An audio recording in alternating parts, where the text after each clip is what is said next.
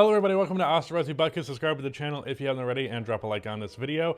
There are going to be, this video and the next one are going to be the last two videos I talk about the trade deadline and all that stuff, but had to get multiple videos out today because this was a particularly eventful trade deadline.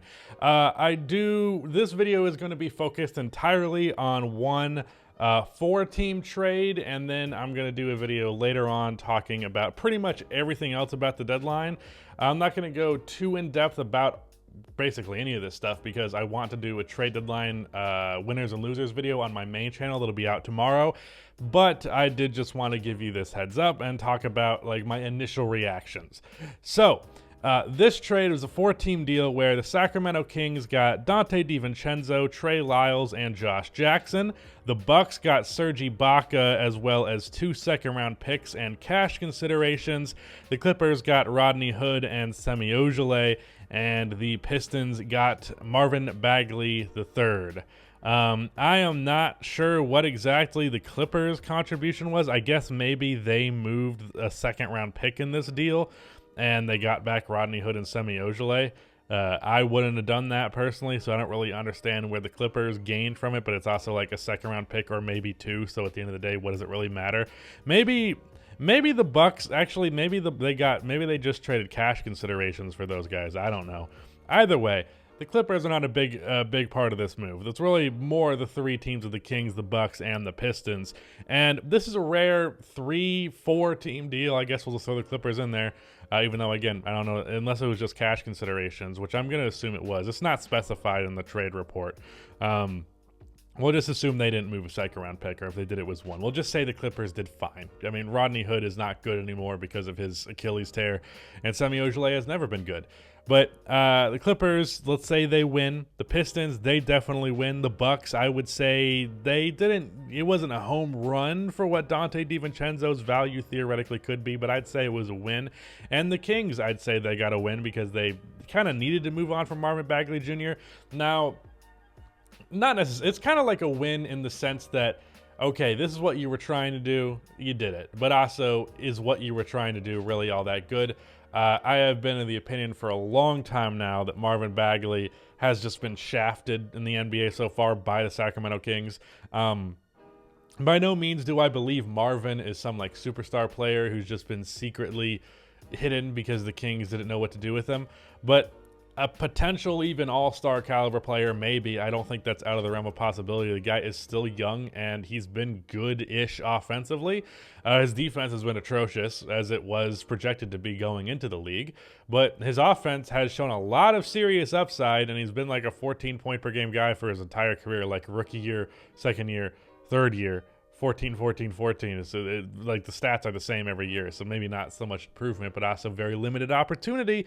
Either way, I think Marvin Bagley has potential to be like a 20-8 big man on good efficiency, and then not a good defender, but hey, he can score the ball. And to trade him, I always felt like the Kings, they just didn't give enough opportunity. Granted, after a Sabonis trade, he especially made no sense in Sacramento. But either way, I'd say that Sacramento kind of takes an L in the fact that they just never gave Marvin Bagley the proper circumstances. Granted, he's also been injured, but I don't think they've really treated him fairly, even in spite of that. So, yeah, they take an L there in the long term, but in terms of the current circumstances, with Sabonis in Sacramento, Marvin Bagley being there made no more fucking sense.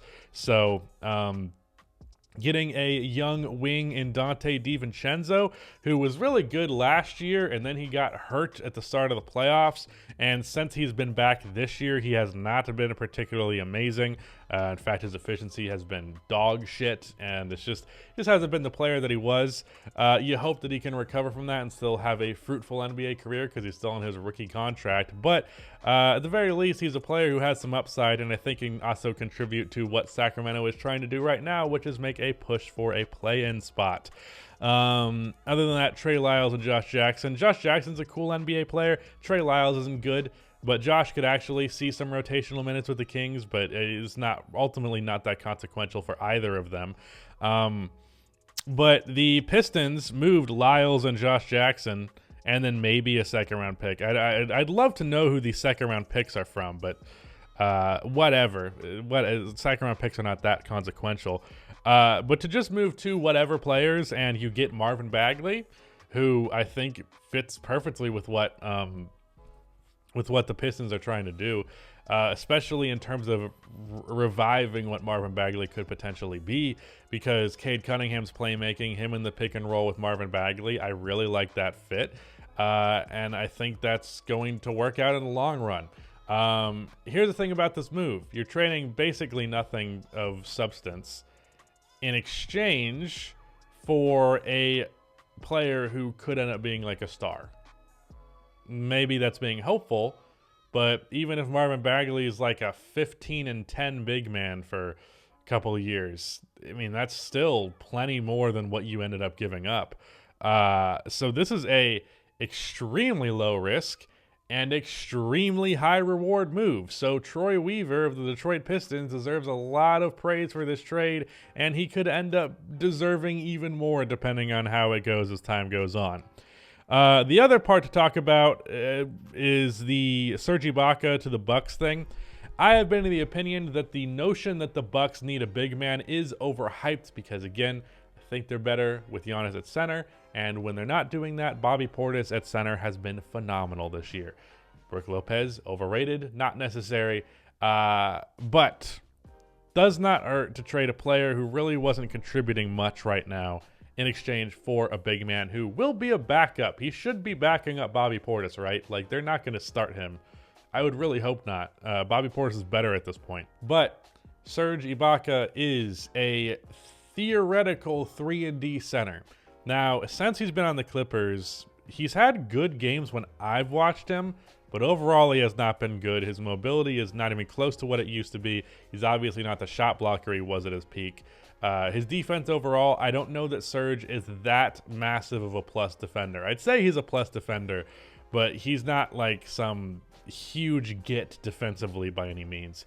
And offensively, jump shot hasn't really gone in when he was on the Clippers, but it did go in when he was last on the Raptors the two seasons ago, and he's been injured a lot. So hopefully getting his legs under him, getting actual playing time, being able to contribute to a good team rather than being the backup center on a bad team, because the Clippers have only been bad when he's played.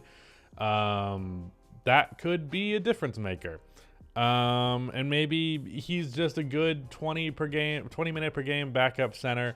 And ultimately, I mean, long term, this could be a bad move because Dante DiVincenzo could recover from his injury and end up being the like 13 points and really good defense guard that he was shaping up to be, and capable 3-point shooter, capable playmaker, all that.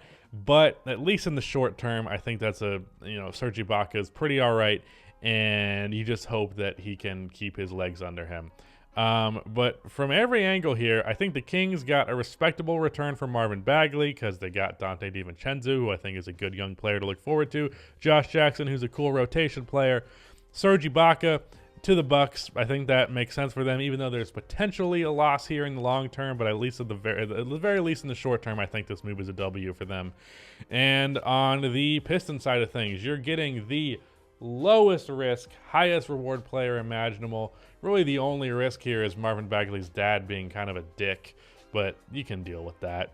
And I just think I really like that fit. I mean, the most exciting thing here is Marvin Bagley to the Pistons to me, because I really think Marvin Bagley is going to be good. I'm putting my stock in him because I don't think he's been given a fair shake thus far.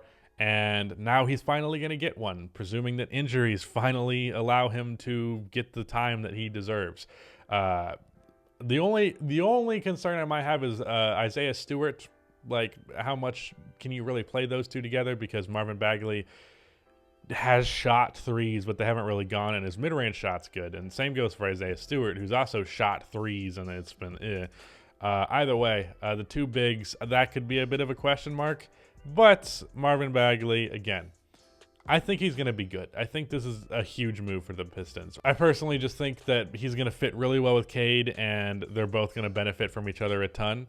And I'm looking forward to that. And again, Ibaka good for the Bucks. Dante a decent return for the Kings. The Clippers may have traded cash for two players who aren't good. Whatever. But yeah, that is it. Goodbye.